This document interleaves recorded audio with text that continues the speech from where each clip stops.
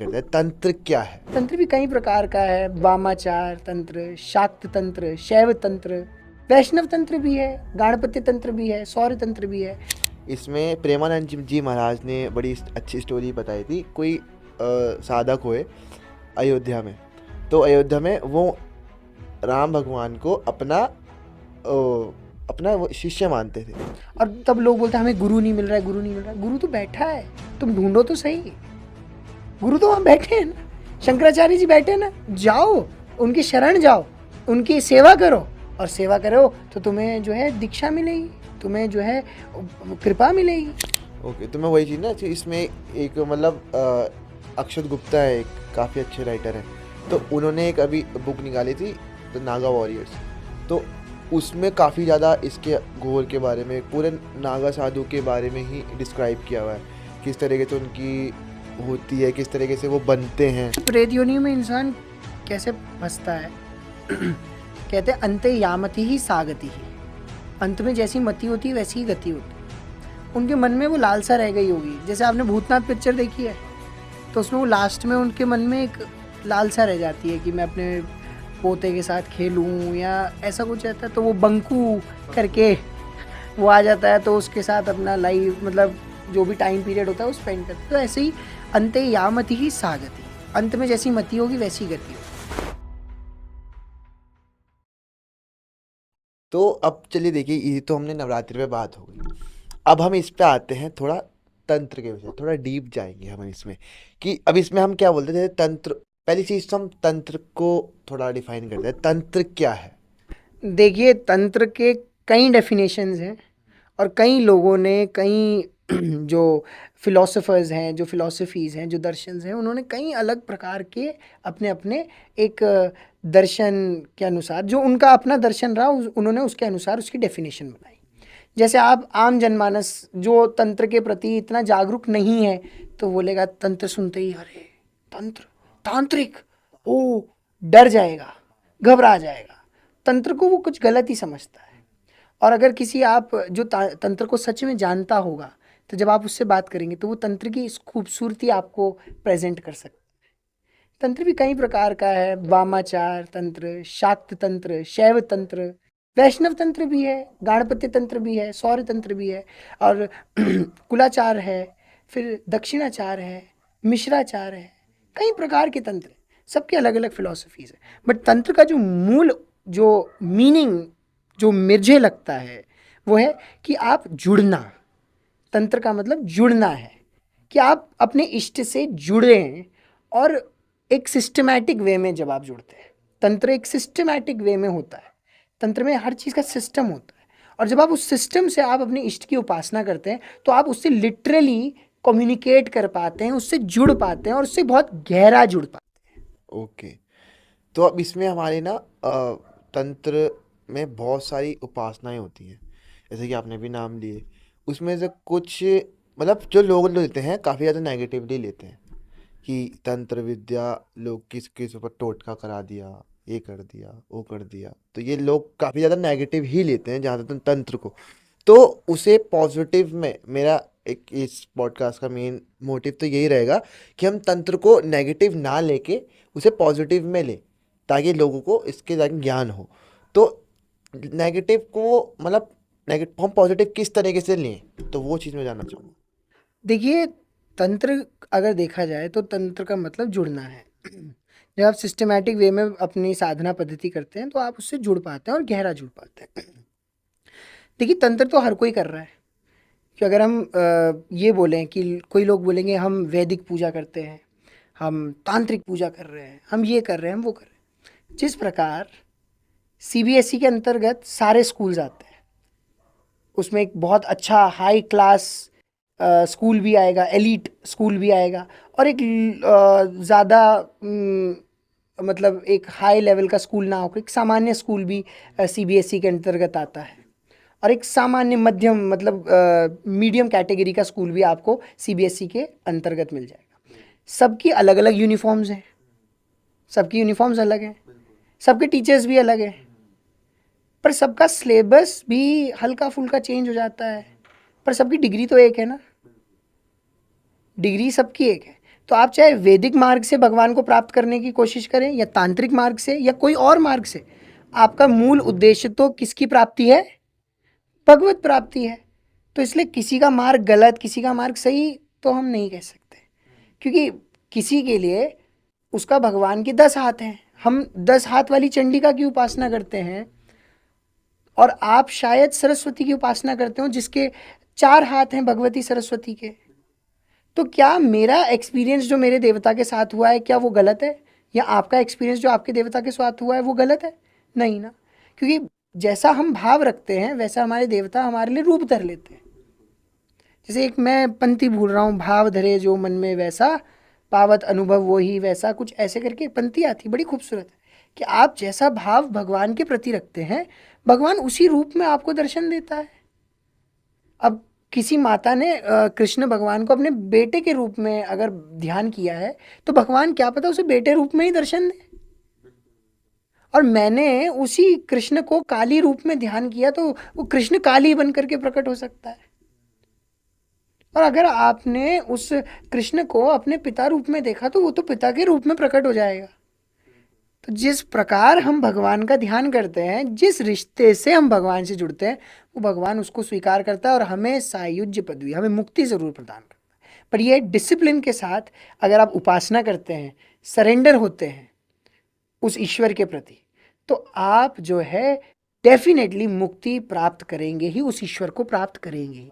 But discipline और surrender बहुत important है। बिल्कुल। एक चीज़ मैंने और इसमें मैंने एक चीज़ एक स्टोरी ऐड करना चाहूँगा। इसमें प्रेमानंद जी महाराज ने बड़ी अच्छी स्टोरी बताई थी। कोई साधक हुए अयोध्या में, तो अयोध्या में वो राम भगवान को अपना वो शिष्य मानते थे। तो वो हमेशा ना जितनी बार भी जाते थे वहाँ पे, जैसे एंटर हुए तो अब माला, पहले जो माला चढ़ाते थे उन्हें, वो पहले खुद पहनते थे, उसके बाद फिर वो उन्हें अर्पित करते थे। तो वो भाव, तो अब उन्होंने जितने भी वहाँ पे पूजित हैं, जितने भी पंडित वगैरह, उन्होंने कहा ऐसा क्यों करते हैं आप, ये तो प्रसादी तो झूठी हो गई कि आप अपने पहनाए फिर उनको, कि मेरा शिष्य है, मेरी प्रसादी ही पहनेगा। तो एक बार उन्होंने बिना उन्हें पहनाए मैं बिना नहीं पहनता, अब उनको दी कि ले पहना दो। वो पहने ना, कम से कम 10 बार उन्होंने चढ़ा दी दोबारा, पहने ना। तो उन्होंने कहा पहनेगा ही नहीं, मेरा शिष्य है, मेरी प्रसादी ही पहनेगा। उन्होंने फिर से अपने डाली, फिर दी, उन्होंने वो पहन ली। तो मैंने कहा वही भाव, जैसे कि आपने बताया कि भाव ना, जिस तरीके से भाव पूजा जाता है उस तरीके से भगवान हमें प्राप्त होते हैं। बिल्कुल। अगर आप हमारा पहाड़ी संस्कृति देखें तो हम अपने इष्ट को गाली भी देते हैं। हम लोग बोलते हैं अरे कख मोरगी रे मेरू इष्ट, हम मतलब बोलते कहाँ मर गया तू भगवान, अब तेरे नौ को रोट नहीं काटे हम, अब तेरे नाम से अब हम रोट नहीं काटेंगे क्योंकि तूने हमारा काम नहीं बनाया। तो हम तो गाली भी देते हैं अपने भगवान को, तो वो गाली को भी स्वीकार कर लेता है, क्योंकि भगवान, देखिए शब्द ब्रह्म है, और जब आप उस किसी भी शब्द से आर्त भाव से अपने भगवान को बुला रहे हैं, या आप उसको अपना मान करके, अब कोई व्यक्ति किसी को गाली दे रहा है कि यार कहाँ मर गया था तू, जब मैं उस समय समस्या में था तू आया नहीं, तो मतलब कहीं ना कहीं वो अपना एक रिलेशनशिप जोड़ रहा है ना भगवान से, कि अगर उसका रिलेशनशिप इतना स्ट्रांग नहीं है तो वो भगवान को गाली क्यों देगा, या वो भगवान को ऐसे क्यों बोलेगा अब तेरे नौ को रोट नहीं काट रहे हम, तो है ना हमारू काम नहीं बने। अब वो थोड़े दिनों में वो काम अपने आप बन जाता है, कि वो एक रिश्ता जुड़ता है हमारा अपने इष्ट के साथ। और ये सब रिश्ता जोड़ना, जैसे भगवती से जो है, भगवती बताती हैं कि मेरे 3 प्रकार के भक्त होते हैं, कि एक भक्त जो मुझ में और खुद में भेद रखता है, वो मेरा निम्न कोटि का भक्त है। पर एक भक्त जो मुझ में और खुद में कोई भेद ही नहीं रखता, जैसी मैं वैसा वो, तो वो मेरा सबसे श्रेष्ठ भक्त है।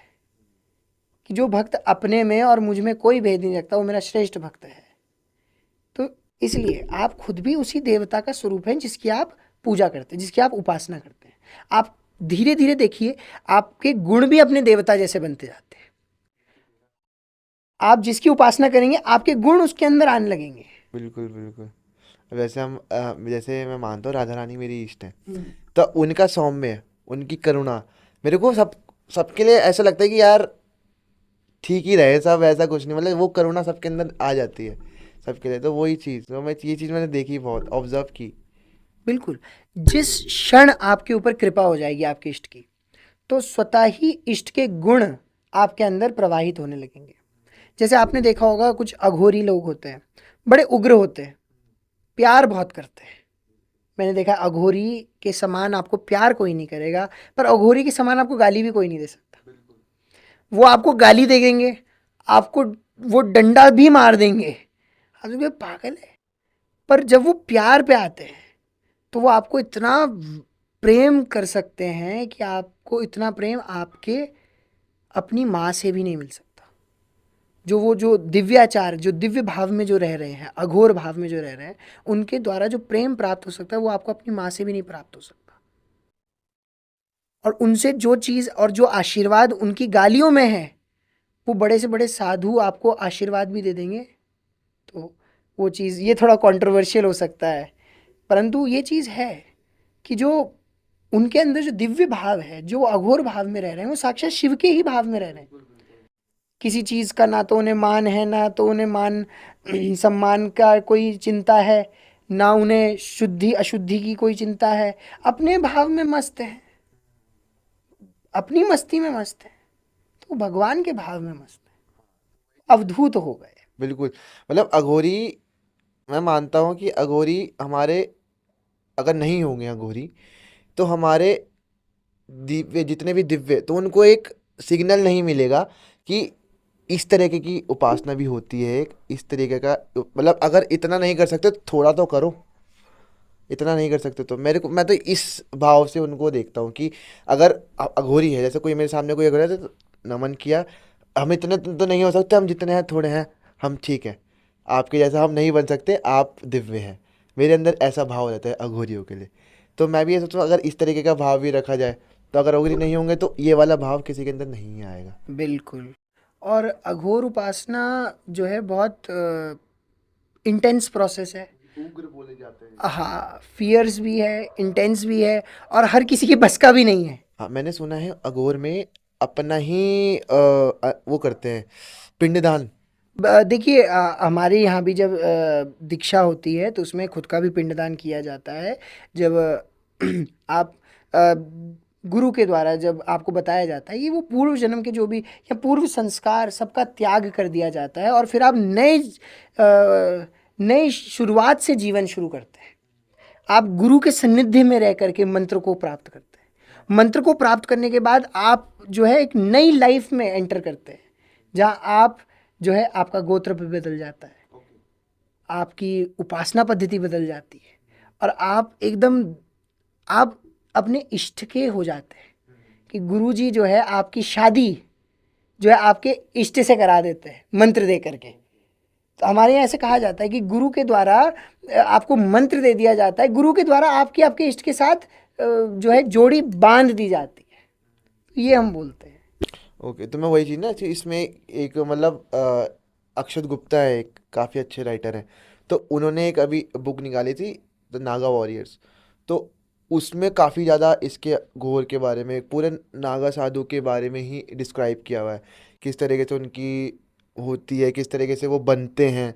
पूरा मतलब उन्होंने इस तरीके से डिफाइन करा हुआ है कि मतलब मैं मैंने जब उनका एक पॉडकास्ट सुना था, तो उन्होंने बताया था कि अपना ही पिंडदान, अपने घर वालों का पिंडदान, पहले तो भाई तू त्याग कर दे, फिर अपना नाम चेंज, अपने सारी चीज़ें, जब तक तू अपने आप को नहीं त्यागेगा, जब तक तू हमें प्राप्त नहीं होगा, इस यहाँ पे दीक्षा नहीं ले सकता। तो वो चीज़ मैंने देखी थी, सुनी उनकी मैंने, काफ़ी ज़्यादा इंटेंस था वो प्रोसेस, बहुत इंटेंस मतलब। तो मतलब उन मठ होता है उनका भी एक, पता नहीं मेरे को, पता नहीं, बहुत सारी चीज़ें बताई थी उन्होंने, मेरे को याद भी नहीं है, पर इतनी सारी चीज़ें थी। मैं मतलब एक चीज़ हो गया था कि अंदर से ऐसा हो गया था कि यार ये भी हो सकता है क्या। हाँ, और अभी ऐसी कई चीज़ें हैं जो गुप्त हैं, जो कि आम जनमानस के पास नहीं है। नहीं है। पर जब आप उस प्रोसेस को देखेंगे तब आप बिल्कुल ही और फैसिनेट हो जाएंगे हाँ। कि यार मैं जो सोचता था जीवन के बारे में, ये तो जीवन उससे भी और ज़्यादा फियर्स फॉर्म में पूजा होती है, पूजा उपासना पद्धतियाँ हैं, और कई ऐसी गुप्त विद्याएं हैं। तो वो देखिए उन सबको गुप्त ही रहने देना चाहिए, हाँ, वही वही। क्योंकि ये गुरु के द्वारा शिष्य को दिया जाने वाला एक बहुमूल्य ज्ञान।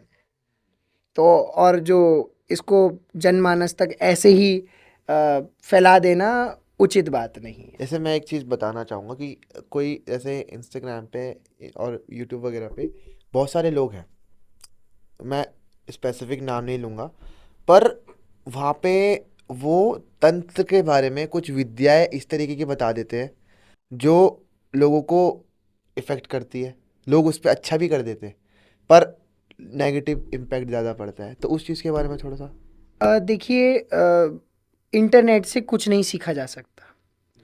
अ, मैं ये नहीं कहूँगा कि इंटरनेट से कुछ नहीं सीखा जा सकता, पर आप अगर उपासना मार्ग में जा रहे हैं, साधना के मार्ग में जा रहे हैं, तो आप इंटरनेट को सहारा नहीं ले सकते।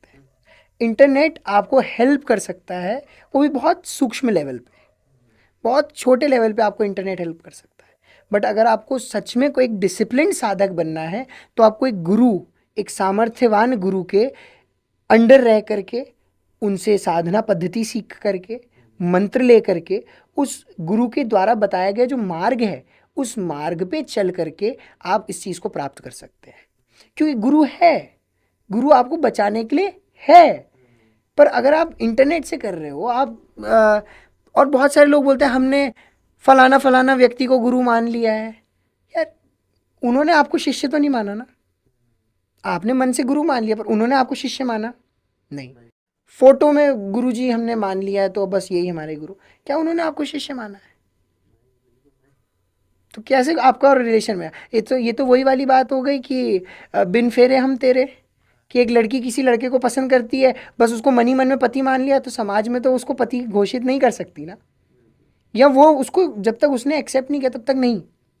और ऐसे ही लोग बोलते हैं कि हम शिव जी को अपना गुरु मान लेते हैं, हम अपने इष्ट को ही गुरु मान लिया। तो गुरु का काम क्या है? गुरु का काम आपको आपके इष्ट से मिलाना है। जब शिव ही आपका गुरु हो गए और शिव ही आपका इष्ट है, तो मिलोगे किससे? तो किससे मिलोगे? जैसे लोग बोलते हैं कि हमारे तो इष्ट भगवान शिव हैं और हमने उन्हें ही गुरु मान लिया है। तो गुरु का काम होता है आपके इष्ट से मिलाना। जब आपने अपने इष्ट को ही गुरु मान लिया तो किससे मिलोगे? तो इसलिए गुरु बहुत ज़रूरी है। हमारे पास, सबके पास गुरु है। कैसे? कौन है हमारे गुरु? उत्तर दिशा में जितने लोग हैं उन सबके गुरु उत्तरामनाय ज्योतिर्मठ, श्रीमठ जिसे कहा जाता है, ज्योतिर्मठ या जोशी मठ आज जो बोला जाता है, वहाँ के जगत गुरु शंकराचार्य। हम नॉर्थ में जितने भी नॉर्थ इंडियंस हैं, हम सबके गुरु वो हैं। हम जा करके उनसे दीक्षा ले सकते हैं, वो हमारे गुरु हैं। फिर वेस्ट में जितने भी स्टेट्स आते हैं उनके गुरु जो है पश्चिमामनाय, जो शारदा पीठ है, द्वारका शारदा पीठ है, वहाँ के जगत गुरु उन सबके गुरु हैं। दक्षिण में श्रृंगेरी शारदा पीठ है, दक्षिणामनाय श्रृंगेरी शारदा पीठ, वहाँ के जगत गुरु वो हैं। उन दक्षिण के जितने भी लोग हैं उनके गुरु वो हैं।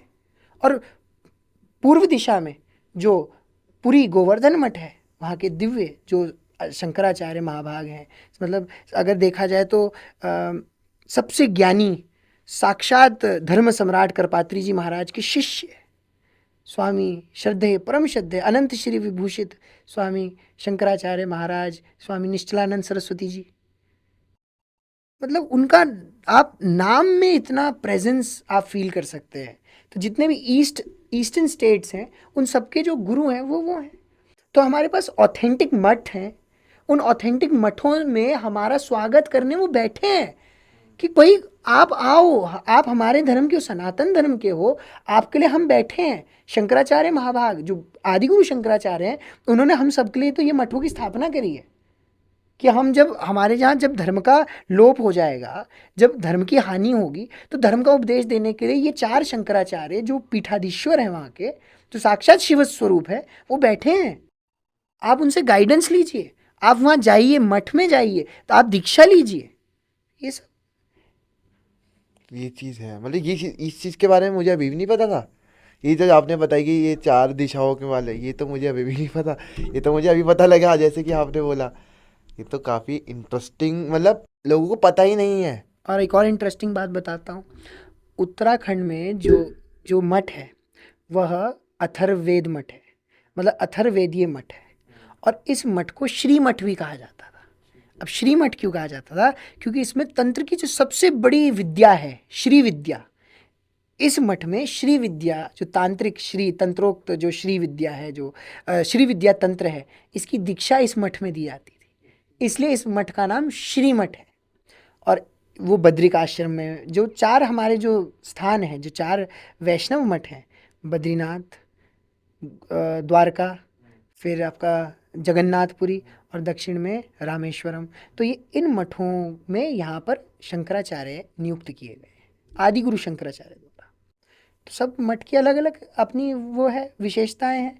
जैसे आपका जो वेस्ट में जो मठ है वो सामवेद स्वरूप है, जो ईस्ट में मठ है वो आपका ऋग्वेद स्वरूप है, जो साउथ में आपका मठ है वो जो है यजुर्वेद स्वरूप है।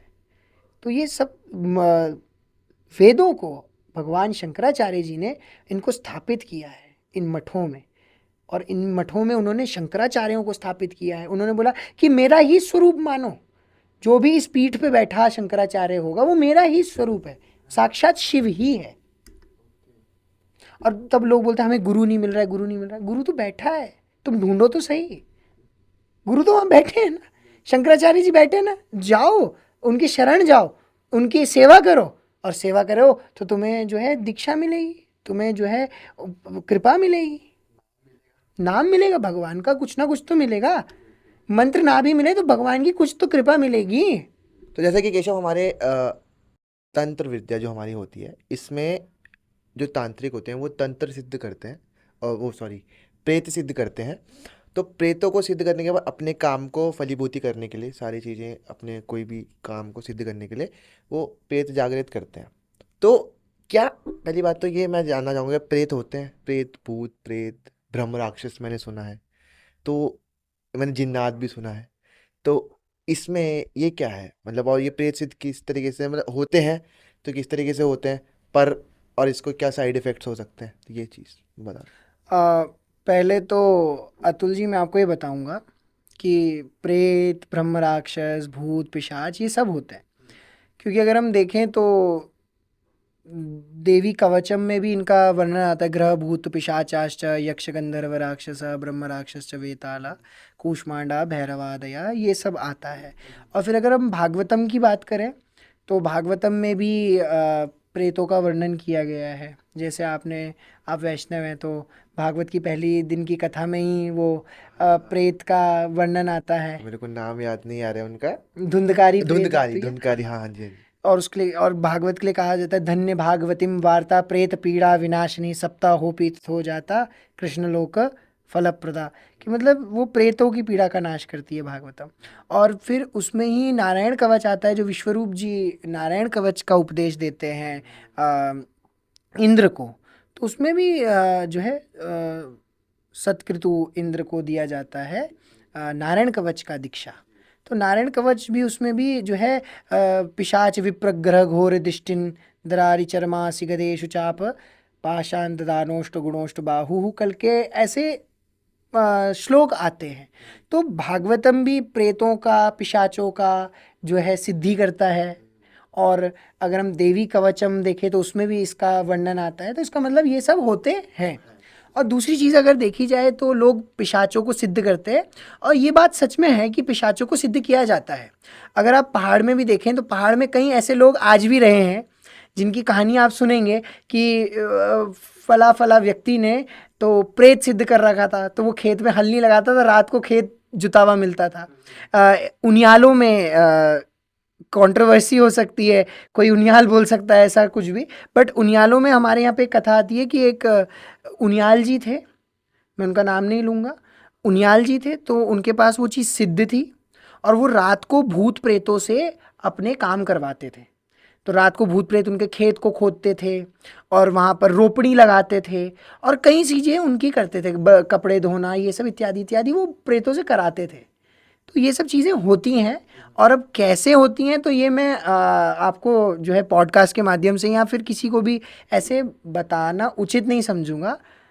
हाँ मतलब कैसे होने, ये मैं वो नहीं कह रहा हूँ कि मतलब अगर जागृत हो जाती हैं, तो अगर कोई बिना गुरु के इन्हें जागृत कर लेता है या बिना उसके जागृत कर लेता है, बिना गाइडेंस के, तो क्या क्या साइड इफ़ेक्ट्स करती हैं ये?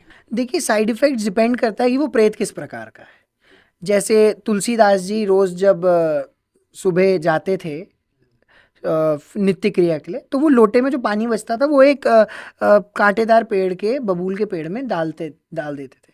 3-4 दिन उन्होंने ये प्रक्रिया किया और वहाँ पर एक प्रेत रहता था, प्रेतराज, और वो प्रकट हो जाता है और वो तुलसीदास जी से कहता है, तुलसीदास जी आपने ये क्रिया करके मुझे प्रसन्न किया, मांगिए आप क्या मांगते हैं। अब उन्होंने बोला मुझे तो अपने इष्ट का दर्शन करा दो। तो बोला मेरा इतना सामर्थ्य नहीं कि मैं आपके इष्ट का दर्शन करा सकूं, क्योंकि आपके इष्ट का नाम लेने से ही प्रेत योनि से मुक्ति मिल जाती है। तो मेरा इतना सामर्थ्य नहीं है कि मैं आपको दर्शन करा सकूं, पर मैं आपको वो बता सकता हूँ, रास्ता बता सकता हूँ कि कैसे आपको दर्शन प्राप्त हो हनुमान जी से मिलाने का, और वो कथा आप सुन सकते हैं। तो ये चीज़ है कि उन प्रेतों से काम तो कराया जा सकता है, पर डिपेंड करता है कि वो प्रेत किस टेंडेंसी का है। कोई सात्विक प्रेत होगा तो वो आपको सद्गुणी जो बातें हैं वो दे सकता है, सद्गुणी चीज़ें दे सकता है, अच्छी चीज़ें दे सकता है और आपकी हेल्प कर सकता है स्पिरिचुअली ग्रो करने में। कोई राजस प्रेत है, वो आपको प्रॉब्लम्स में हेल्प कर सकता है, बट फिर उस वो आपको उसको कुछ देना पड़ेगा। पर कोई तामस प्रेत है, तो तामस प्रेत अगर आपको दे रहा है तो वो आपसे ले भी सकता है। आपने वो कहानी सुनी होगी ना, जब तक तू मुझे काम बताएगा तब तक मैं काम करूँगा, जैसे ही काम नहीं होगा मैं तुझे खा जाऊंगा। तो तामस प्रेत के साथ ये वाली समस्या हो सकती है। तो डिपेंड करता है कि आपने किस प्रेत को आह्वान किया है। और पहली बात, अपना स्वार्थ सिद्ध करने के लिए किसी भूत प्रेत का सहारा नहीं लेना चाहिए, क्योंकि ये चीज़ें बैकफायर कर सकती हैं और ये चीज़ें आज के ज़माने में देखिए ज़्यादा पॉसिबल भी नहीं है। होगा कोई 100 में से एक जो ये कर रहा होगा और जो सच में ये कर रहा हो। तो इसमें एक चीज़ और, जैसे ब्रह्म राक्षस का मैंने नाम लिया था, तो ब्रह्म राक्षस कैसे होता है? देखिए ब्रह्म राक्षस के लिए कई चीज़ें बताई जाती हैं कि ब्रह्म राक्षस जो होता है वो कोई ब्राह्मण या उच्च कुलीन व्यक्ति अगर पथभ्रष्ट हो जाता है तो वो ब्रह्म राक्षस बन जाता है। और ब्रह्म राक्षसों का निवास हमेशा वृक्षों में होता है, बड़े बड़े वृक्षों में, पीपल, वट इत्यादि वृक्षों में होता है। ओके, तो मतलब इसका जैसे अगर कोई है तो इसे पता कैसे लगाया जाए कि ये है यहाँ पे, ऐसा हो सकता देखिए, क्योंकि कई लोगों का ये मत है कि आप वहाँ से जाएंगे तो वो आपको अपनी प्रेजेंस बताएगा। और ऑब्वियस बात भी है कि देखिए मेरा तो कोई एक्सपीरियंस रहा नहीं किसी ब्रह्म राक्षस से, तो मैं तो नहीं बता पाऊंगा, बट जो मैंने लोगों से सुना है, जो अपने बड़े बूढ़ों से सुना है, पहाड़ की जो गढ़वाल की जो भूतों की कहानियां हैं, जो मैं कहूँगा गढ़वाल में हर किसी के पास भूतों की एक कहानी होती है, क्योंकि वो स्थान जागृत है। वहाँ पे आपको देवी देवता भी जागृत अवस्था में मिलेंगे और भूत प्रेत इत्यादि मसाण जिन्हें हम बोलते हैं वो भी जागृत अवस्था में मिलेंगे।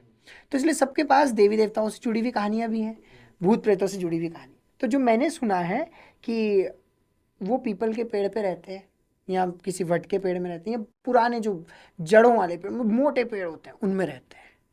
और वो अपनी प्रेजेंस लोगों को बताते हैं, वो अपनी प्रेजेंस लोगों को बताते हैं और लोगों से कम्युनिकेट करना चाहते हैं, तो वो उससे पता चल जाता है। ताकि उन्हें मुक्ति मिल जाए। है शायद। या फिर वो भूखे हो सकते हैं या प्यासे हो सकते हैं, कोई उनके निमित्त कोई तर्पण या इत्यादि तो नहीं कर रहा होगा, तो वो लोगों को इतने अपनी, टाइम से वो रहते हैं। यस, तो वो अपनी प्रेजेंस बताते हैं कि भाई हम इस योनि में हैं। या फिर वो लोगों को परेशान भी करते हैं। बहुत सारे लोग, बहुत सारे ब्रह्म राक्षस होते हैं कि लोगों को परेशान करते हैं, कि लोग तो सोचते हैं कि भाई अब 4 बज गए तो उस जगह नहीं जाना, वो वे डाली मामा सांड बैठी हूँ, हमारे गढ़वाली में बोलते हैं कि वही उस रास्ते में तो मत जाना, वो भारी खराब मसाण मतलब बोलते हैं बहुत खराब है वो तो जान ले लेगा, प्राण ले लेगा, इसलिए 4 बजे के बाद तो उस जगह जाना ही छोड़ देते हैं लोग। और जब सूर्य उदय हो जाता है उसके बाद उस जगह जाते हैं। तो ऐसे भी लोग, ऐसे भी मसाण होते हैं और ऐसे भी मसाण है, मतलब ऐसे भी मतलब जो ये एंटिटीज़ हैं कि जो आपको हेल्प भी करती है, जैसे तुलसीदास जी का मैंने आपको, और कई एंटिटी ऐसे हमारे पहाड़ में भी एक हैं। मैंने एक सुना था, मैंने ये भी मैंने पॉडकास्ट से ही सुना था किसी के। तो उसमें ने जो ब्रह्म राक्षस के बारे में बताया था, तो उसमें एक बच्चा होता है, एक मतलब ब्रह्म राक्षस होता है, वो एक जगह रह रहा होता है। तो बच्चा आता है, तो ना वो सारी चीज़ ना वहाँ पे वो उसे दिखते से, वो बोलते हैं ना कि गुरु वाली बात आ जाती है। तो उन्हें वो दिखता है और वो किसी को नहीं दिखता, सिर्फ उस बच्चे को दिखता है। तो आप कौन, ऐसे ऐसे करके कि वो जो वहाँ पे जो ब्रह्म राक्षस होता है उन्हें बोलता है, उसे बोलते हैं कि मैं तेरे को ये सारी, वो ना बॉल कुछ होती है शायद, ऐसे करके कुछ होता है, वो उड़ा के दिखाता है कि ऐसे ऐसे बॉल जाती है, तो वो उड़ा के दिखाता है कि ये मेरे को सीखना है। तो वो हो जाता है कि सिखा तो दूंगा, तुझे यहाँ से इतने दिन तक अंदर ही रहना पड़ेगा, मैं तो सिखा दूंगा सारी चीज़ें। तो उन्होंने कहा हाँ ठीक है भाई। अपने घर गुर से वो पूरा पैक करके अकेला होता है, आ जाता है अपना पैक कर सब आ जाता है घर में, वहाँ रहता है। तो फिर वो उसे सारी चीज़ें क्रिया सिखाता है, सारा वेद पुराण जितने की ब्रह्म राक्षस जो होते हैं, मैंने सुना है ज्ञानी होते हैं सारे, सब पूरे ज्ञानों का उन्हें सबका ज्ञान होता है। तो वो सिखाता है उन्हें सारी चीज़ें, वेद तंत्र सब सब चीज़ सिखाता है। और उसके बाद जैसे ही वो लास्ट दिन होता है, वो सारी चीज़ें क्रिया करने के बाद, सारा ज्ञान देने के बाद वो गायब हो जाता है। वो उनकी इच्छा कि वो किसी को शिष्य बनाए, तो वो शिष्य उनका बन जाता है, तो वो उनकी मुक्ति हो जाती है। तो ये भी होता है। जी, तो बिल्कुल। वह चीज़ मैंने उसकी पॉडकास्ट में सुना था। तो ये कहानी मेरे को काफ़ी इंटरेस्टिंग लगी थी, मैंने कहा कहीं भी होगा तो उसे बताऊंगा। तो वो देखिए, प्रेत योनि में इंसान कैसे फंसता है। कहते हैं अंते यामति ही सागति ही, अंत में जैसी मति होती है वैसी ही गति होती है। उनके मन में वो लालसा रह गई होगी। जैसे आपने भूतनाथ पिक्चर देखी है, तो उसमें वो लास्ट में उनके मन में एक लालसा रह जाती है कि मैं अपने पोते के साथ खेलूं या ऐसा कुछ रहता है। तो वो बंकू करके वो आ जाता है, तो उसके साथ अपना लाइफ मतलब जो भी टाइम पीरियड होता है वो स्पेंड करता है। तो ऐसे ही अंते यामति ही सागति है, अंत में जैसी मति होगी वैसी गति होती है।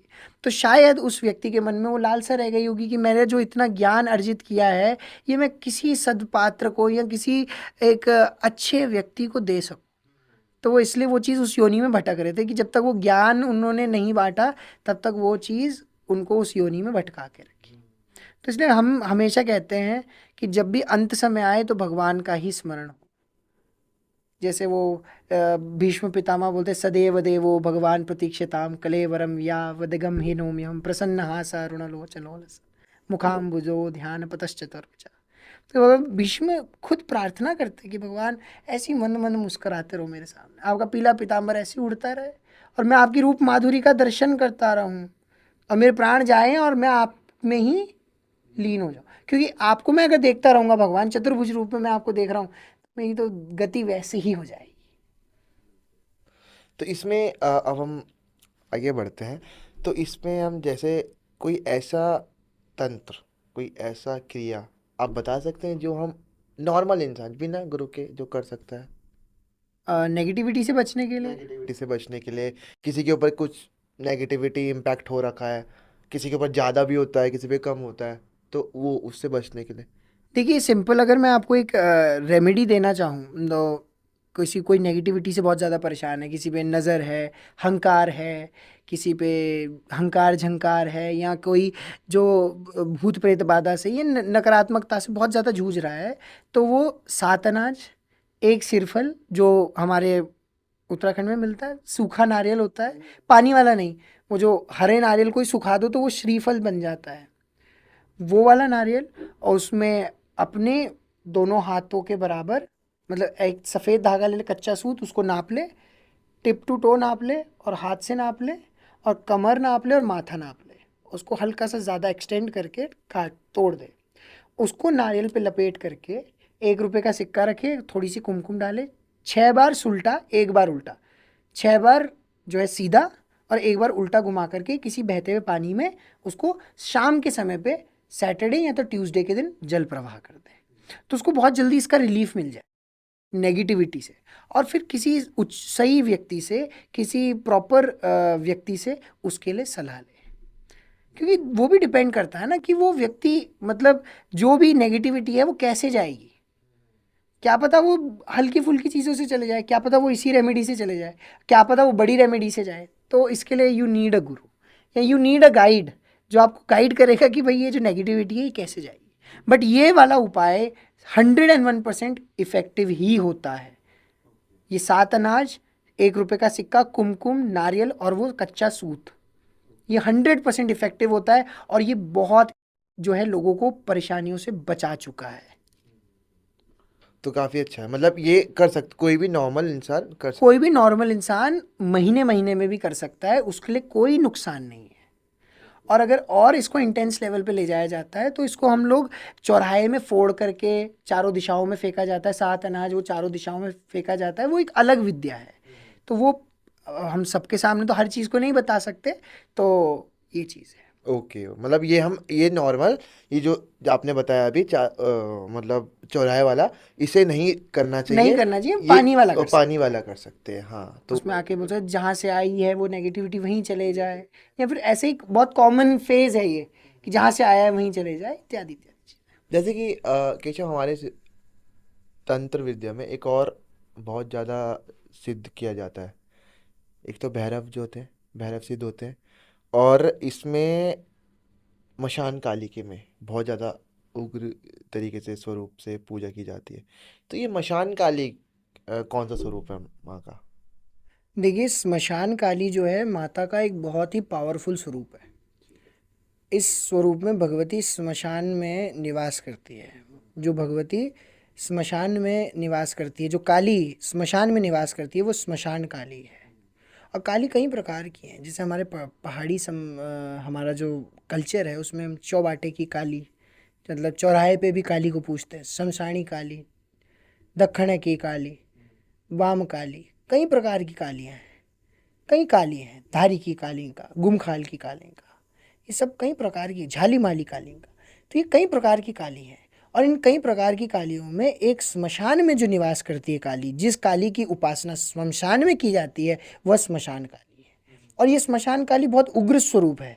इनकी पूजा पंचमकार के द्वारा की जाती है। मांस, मदिरा, मैथुन, मुद्रा, मत्स्य, इन सब के द्वारा भगवती की उपासना की जाती है। और ये भगवती का बहुत खतरनाक स्वरूप है, और इस स्वरूप की उपासना अमूमन गृहस्थों को नहीं करनी चाहिए। गृहस्थों को इनकी उपासना नहीं करनी चाहिए, परंतु इनका ऐसा नहीं कि इनका दर्शन भी ना करें। जैसे देहरादून में भी कई स्मशान काली हैं, आप उनके दर्शन करने जाइए, भेंट सिरफल जो भी आपको अर्पित करनी है आप करिए, उससे भी आपका उद्धार होगा, परंतु ज़्यादा कनेक्शन मत बनाइए।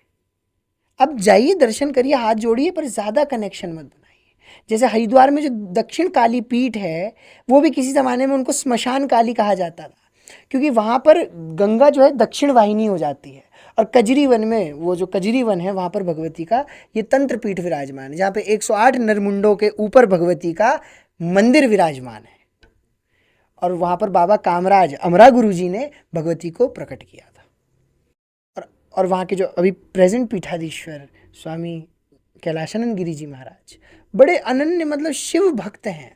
मतलब ऐसे शिव भक्त मुझे लगता है ना भूतो ना भविष्यति, मतलब पूर्ण काल में तो हुए, शिव भक्त हुए, पर मुझे ऐसा लगता नहीं कि आगे उनके जैसा कोई शिव भक्त होने वाला है, जो 21-21 घंटे एक आसन पे बैठ करके हजारों लीटर पानी से भगवान शिव का अभिषेक कर रहे हैं। और रही वो भी भगवती काली का ही स्वरूप, वो भी स्मशान काली का स्वरूप है, पर उसको अब दक्षिण काली के रूप में, मतलब एक थोड़ा सौम्य रूप में अब उसको पूजना लोगों ने शुरू कर दिया है, सौम्य रूप। पर दक्षिण काली लोग जो है तांत्रिक लोग अपने मारण मोहन इन सब के लिए करते हैं। मारण के लिए स्पेशली स्मशान काली का प्रयोग किया जाता है, और पावर्स के लिए। मारण क्रिया काफ़ी ज़्यादा होती है। मारण के लिए। हाँ, हाँ। तो इसमें इनमें और जो हमारी नॉर्मल, जो हमारी जो काली माता होती हैं, उनका उसमें क्या डिफरेंस है? देखिए, नॉर्मल काली में और उसमें कोई ऐसा डिफरेंस नहीं है। काली तो दोनों सबका स्वरूप सेम ही है। पर जो दक्षिण काली है, जो भगवती सौम्य स्वरूप में, तो वो स्माइलिंग और बड़े दिव्य भाव में भगवती विराजमान है। और आप देखेंगे दक्षिण काली को देखेंगे तो वो पूरे कपड़े ड्रेस्ड हैं। आप कभी दक्षिणेश्वर काली का मंदिर में देखिए, या फिर दक्षिण काली यहाँ देखिए, तो भगवती बहुत सौम्य रूप में है और बहुत सभ्य रूप में है, और उनकी पूजा घरों घरों में की जाती है।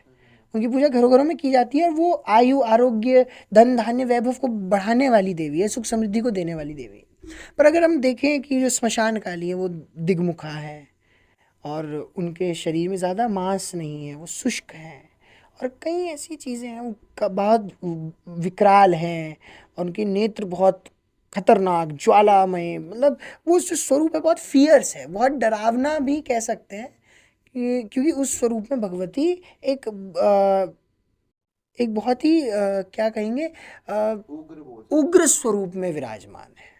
ओके। तो अब इसमें एक और चीज़ आ जाती है, भैरव, जो हमारे काल भैरव होते हैं। तो इनका कॉन्सेप्ट थोड़ा सा मैं जानना चाहूँगा, काल भैरव कौन है, क्या है? देखिए, भैरव भगवती के क्षेत्रपाल हैं, भैरव भगवती के द्वारपाल हैं। बिना भैरव की कृपा के आप भगवती की कृपा प्राप्त कर ही नहीं सकते। तो अगर कोई भी आप शाक्तोपासना कर रहे हैं उसके लिए आपको भैरव की साधना या भैरव की अनुमति ज़रूरी है। आपको किसी भवन में एंटर करना है और वहाँ पे द्वारपाल उनका रखा है, तो बिना आप उस गार्ड के या उस द्वारपाल की अनुमति के आप उस भवन में एंटर नहीं कर सकते। जैसे आपने वो अरे द्वारपालों कन्हैया से कहते, तो वो द्वारपालों को बोल रहा है ना। बिना द्वारपाल के तो सुदामा भी भगवान का मित्र होने के बाद भी नहीं मिल सकता। तो इसलिए ये भगवती के भवन में अगर आपको एंटर करना है, ये भगवती की कृपा क्षेत्र में आपको एंटर करना है, तो आपको भैरव की उपासना करनी पड़ेगी। बिना भैरव की कृपा के, बिना भैरव की उपासना के आप भगवती की कृपा को प्राप्त नहीं कर सकते। और अब दूसरी चीज़ अगर हम देखें तो भैरव भी कई प्रकार के होते हैं। शमशानी भैरव, लंगड़ा भैरव, जंगली भैरव, ये उग्र, ये फियर्स फॉर्म है भैरव के। काल भैरव, ये सब उग्र स्वरूप है। सौम्य स्वरूपों में बहुत सारे भैरव हैं। स्वर्णाकर्षण भैरव, बटुक भैरव, ये सब सौम्य स्वरूप में आ गए। फिर थोड़ा और रक्त भैरव, चंड भैरव, प्रचंड भैरव, नाद बुद्ध भैरव, ये सब जो है फिर फियर्स फॉर्म आ जाती हैं भैरव की। तो भैरव जितने सौम्य हैं उतने भैरव उग्र भी हैं। सदानंद भैरव जो आनंद में रहते हैं, हमेशा आनंद में रहते हैं और आनंद प्रदान करते हैं, सदानंद भैरव। ये सदानंद भैरव चंद्रवदनी में भी मिलेगा आपको, और यही सदानंद भैरव आपको सुरकंडा में भी मिलेगा। तो ये सदानंद भैरव, ये आनंद को देने वाला है, ये आनंद को देने वाला है, आनंद बढ़ाने वाला भैरव है। काल भैरव काल को हरण करने वाला भैरव है। चंड भैरव, प्रचंड भैरव, ये सब आपकी जो जीवन की समस्याएं हैं उनको हरने के लिए। स्वर्णाकर्षण भैरव आपकी जीवन की दरिद्रता को दूर करने के लिए है। वही जी ना, अब मैंने कहा इतनी सारी बातें माता के बारे में हो ही हैं, भगवती के बारे में हुई है, भैरव की बात ना हो तो वो बात नहीं है। और भैरव तो भगवती के हैं ही, साथ में हनुमान जी भी भगवती से जुड़े हुए हैं। वो थोड़ा सा डिस्क्राइब करो सूक्ष्म में, अगर थोड़ा सा देखिए, जो भगवती का एक तंत्र स्वरूप देखें तो उसमें आगे पीछे भैरव होते हैं, बीच में भगवती होती है और आगे जो है हनुमान जी ध्वज लेकर के चलते हैं। तो ये एक तंत्र स्वरूप है, क्योंकि हनुमान जी के लिए कहा गया अष्ट सिद्धि नवनिधि के दाता, वो जो देने वाला है। अष्ट सिद्धियाँ और नवनिधियाँ तंत्र की ही सिद्धियाँ हैं। अणिमा, लखिमा, गरिमा, ये सब तंत्र की सिद्धियाँ हैं। ये अष्ट सिद्धियाँ तंत्र की सिद्धियाँ हैं, और ये सिद्धियों को प्रदान करने वाले कौन है? हनुमान जी और भैरव। अष्ट सिद्धिदायकम कपाल मालिकम काशी का पुराधिनाथ काल भैरव। तो ये अष्ट सिद्धियों को देने वाले, दोनों अष्ट सिद्धियों को देने वाले, और अष्ट सिद्धियों की अधिष्ठात्री जो भगवती जगदम्बा है वो बीच में विराजमान। तो हनुमान जी को भी तंत्र में बहुत पावरफुल गॉड माना गया है, और बहुत पावरफुल हनुमान तंत्र भी है। हनुमान जी के द्वारा भी तंत्र किया जाता है। जैसे हनुमान जी को लौंग अर्पित किया जाता है, पान अर्पित किया जाता है, तो ये भी तो एक तंत्र के जो प्रयोग हैं, ये भी तो उनके प्रयोग हैं। चलिए, काफ़ी अच्छा रहा आज का पॉडकास्ट, और काफ़ी मज़ा आया इस पॉडकास्ट में। काफ़ी तंत्र के बारे में काफ़ी ज़्यादा नॉलेज मिली, काफ़ी ज़्यादा जानने को मिला। तंत्र को नेगेटिव नहीं, पॉजिटिव तरीके से किस तरीके से हमने रिप्रेजेंट किया, और अच्छी, मतलब तंत्र एक गलत चीज़ नहीं है, अच्छी चीज़ है। तो हम उसे लेते हैं गलत तरीके से, तो हम वो चीज़ हमने ली। तो केशव, आगे हम इस तरीके से पॉडकास्ट और करते रहेंगे, बिल्कुल आगे आपको हमारे गेस्ट बुलाते रहेंगे। तो अभी फ़िलहाल के लिए काफ़ी ज़्यादा टाइम हो चुका है, तो अभी हम इस पॉडकास्ट को यहीं पे विराम देते हैं। तो अगर आपको लगा है कि इसमें कुछ भी आपको जानकारी, अच्छी जानकारी मिली है, जानने को मिला है तंत्र के बारे में, और आगे काफ़ी ज़्यादा हम इसमें करेंगे, तो इस उसके लिए हम इस चैनल को सब्सक्राइब कीजिए, और अगर आपको अच्छा लगा है तो लाइक करें, और कुछ भी सजेशन हो तो कमेंट बॉक्स में ज़रूर दीजिएगा। तो जब तक के लिए राधे राधे सभी को।